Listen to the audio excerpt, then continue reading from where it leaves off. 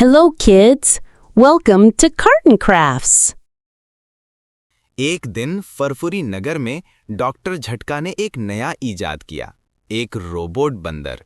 Doctor झटका ने सबको दिखाते हुए कहा, ये बंदर मेरा सबसे ज़हीन रोबोट है, ये हर काम कर सकता है।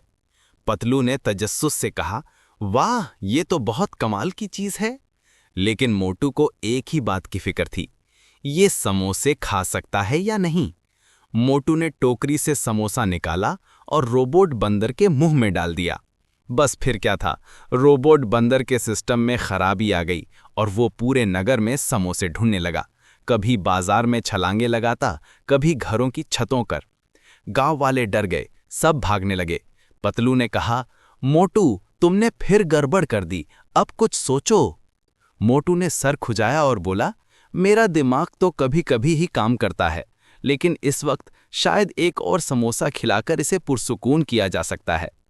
मोटू ने जल्दी से समोसा रोबोट के हाथ में दिया। बंदर ने वो खाया और फौरन खामोश हो गया। सब लोग हंसने लगे और पतलू ने कहा, मोटू, लगता है अब ये रोबोट भी तुम्हारी तरह समोसा खोर बन गया है।